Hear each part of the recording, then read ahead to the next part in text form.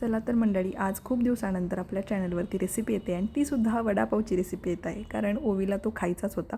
त्यासाठी ब्लिंकिटवरून आधी सगळं सामान मागवून घेतलं. काय झालं असतं ना, जर हे असं क्विक असे जर हे ॲप तयार झाले नसते तर असो जे मी व्हिडिओमध्ये दाखवत आहे त्या पद्धतीने तुम्ही जर भाजी केली ना, खरोखर खूप सुंदर टर्नआउट होते.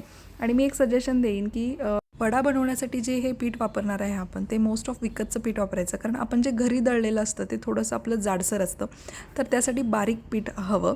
आणि बटाट्याची भाजी तर एकदम सिंपल आहे. त्याच्यासाठी तुम्ही आलं, लसूण, मिरची आणि धणे याची पेस्ट करून घातली ना, तर भाजी खरोखर खूप सुंदर टर्नआउट होते. थोडंसं तिखट म्हणजे मिरची जास्त वापर करायचा, त्याच्यामुळे वडा जो आहे तो छान तिखट होतो आणि टेस्टी होतो.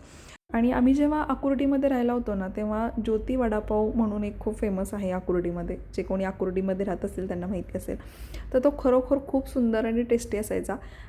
प्रमोदला ॲक्च्युली हा वडा खाल्ल्यानंतर त्याचं असं म्हणणं होतं की ती टेस्ट आली बाबा खूप दिवसानंतर, कारण चंद्रपूरमध्ये आम्हाला वडापाव हा काही खायला मिळत नाही.